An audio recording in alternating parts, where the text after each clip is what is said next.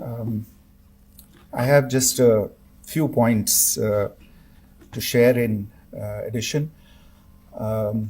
कल रात की पाकिस्तानी सेना की कायरतापूर्ण गतिविधियों से आपको कर्नल कुरैशी और विंग कमांडर सिंह ने पहले ही अवगत करा दिया गया है. These provocative and escalatory actions that were taken by Pakistan last night were targeted at Indian cities and civilian infrastructure, in addition to some military targets. The Indian armed forces responded proportionately, adequately and responsibly. ये जो हमले हुए कल रात को भारतीय सैन्य इकाइयों ने पर्याप्त रूप से और एक जिम्मेदाराना रुख अपनाते हुए इन हरकतों का उत्तर दिया.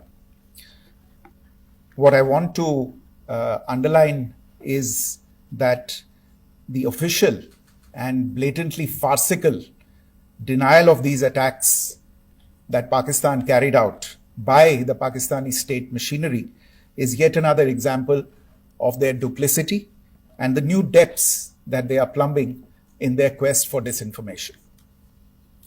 The other point in the same vein is Pakistani claims that they did not target or attack any religious places. You would recall that yesterday I shared with you an incident related to the attack on a Gurdwara in Punch. Instead of owning up to these attacks, Pakistan made the preposterous and outrageous claim that it was the Indian Armed Forces and the Indian Air Force that was targeting cities like Amritsar and trying to put the blame on Pakistan. This is nothing but a desperate attempt by Pakistan to disown its acts of aggression, but it is also true to type in its effort to deceive and mislead the world. It will not succeed. The Gurdwara in Punch in particular was attacked by Pakistan, and some local members of the Sikh community, including a Ragi of the Gurdwara, lost their lives in this incident, as I shared yesterday. TV पर आप इस हमले के चित्र देख सकते हैं. In addition, that we would attack our own cities is the kind of deranged fantasy that only the Pakistani state can come up with. Perhaps they do it because they are well versed in such action, as their history would show. The last point I wanted to make this evening is again this disinformation that is coming from Pakistan about India targeting the Nankana Sahib Gurdwara through a drone attack. This is again yet another blatant lie and part of Pakistan's disinformation campaign. As we saw in the Pahalgam attack, Pakistan is again trying desperately to impart a communal hue to the situation with an intention to create discord. Again, we are not surprised. India's steadfast unity in itself is a challenge to Pakistan. Let me stop there. I have time only for a few questions and be happy to try and answer them. First, I call Siddharth. Siddharth, please. Hi, sir. I'm Siddharth from Beyond. So this is Siddharth, behind, please. The other Siddharth. yes. Hi, sir. I'm Siddharth from CNN News 18. Sir, I only want to know from you the status of Kartarpur corridor. Is it open or not? If you can. I think you're all aware of the situation along the entire India-Pakistan border and the areas around the line of control. In view of the existing security scenario, the services of the Kartarpur Sahib corridor have been suspended till further directions. We'll update you as and when there is a change in the situation. We have a question here, Rishabh.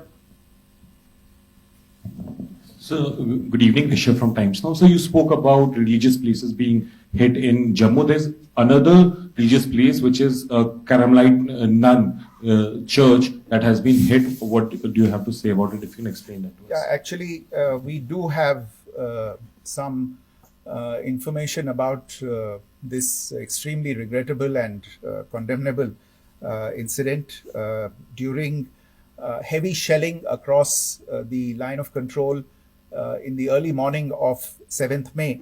A shell fired from Pakistan landed just behind the Christ School run by the Carmelites of Mary Immaculate congregation in Puj.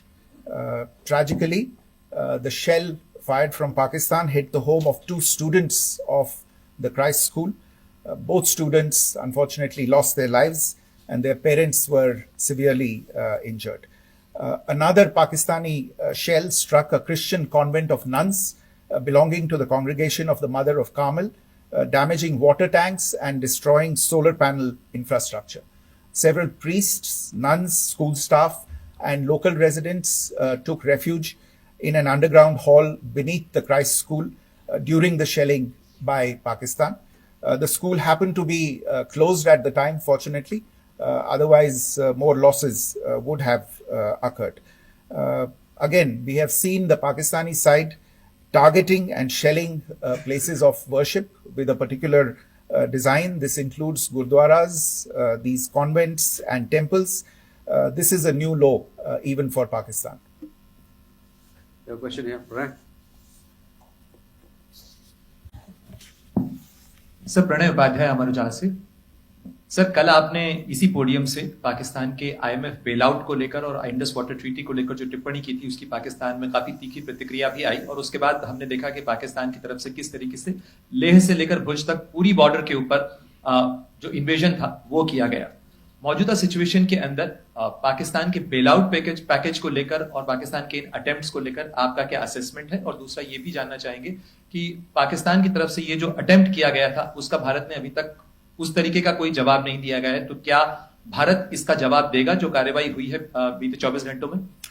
देखिए प्रणय, जहां तक Indus waters treaty का सवाल है, मैंने कल विस्तार से उसके बारे में इसकी चर्चा की है.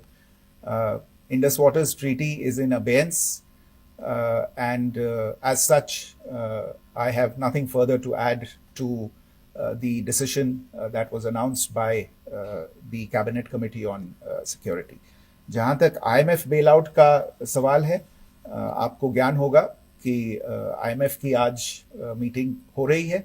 हम वहां पे अपना पक्ष रखेंगे और जो हमारा मत है इन चीजों को लेके वहां पे साझा करेंगे दूसरे मेंबर्स के साथ. ये बोर्ड पे निर्भर है कि वहां पे क्या निर्णय होता है.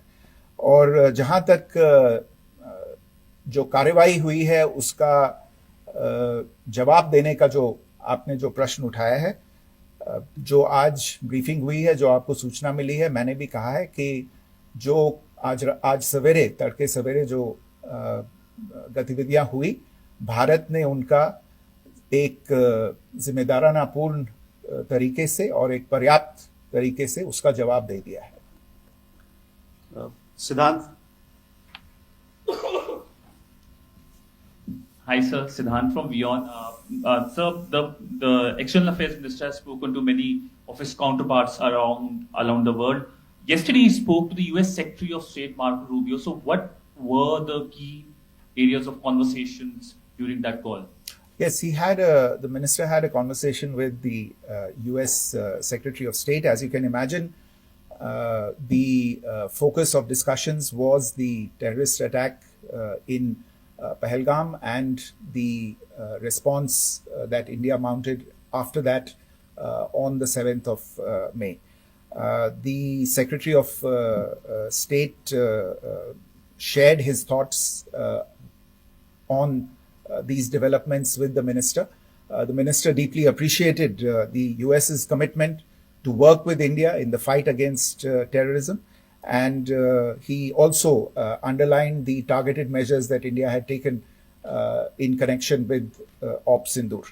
The minister also underlined that India would firmly counter any attempts at escalation from there. But in follow-up to that, as you are aware, there have been a number of other conversations. The minister had a conversation with the UK Foreign Secretary, David Lammy, today. There too, the discussion centered around countering terrorism, for which there must be zero tolerance. And I understand just a short while ago, the External Affairs Minister has also spoken to the Foreign Minister of Norway, Espen Barth Eide, which was also focused on recent developments stemming from the terrorist act in Pahalgam. One last question, Sudhi. Sir, Foreign Secretary, thank you for doing this. Sudhi Ranjan from Bloomberg. Foreign Secretary, India had struck Bahawalpur the other day, which is also connected with the murder of one of us, journalist Daniel Pearl. If you could give us an understanding of what exactly are the reports that you're getting. Well, you're right. Bahawalpur is the headquarters of the Jaish-e-Mohammed terrorist group that is proscribed by the United Nations. Its leader, Maulana Masood Azhar, is a proscribed individual. It is, you brought up the connection with the tragic death or killing of Daniel Pearl of the Wall Street Journal. The Jaish-e-Mohammed was in some way directly or indirectly responsible for the death of Daniel Pearl. But the real connection is through Ahmed Omar Saeed Sheikh, the British Pakistani jihadi who was held in India but was finally released in 2000, and he was the person who lured Daniel Pearl to his eventually leading to his murder. So these are all obviously connected figures, connected individuals, connected institutions, and the attack on Bahawalpur, on that facility of the Jaish-e-Mohammed in Bahawalpur is, I would imagine, a fitting part of this unfortunate incident.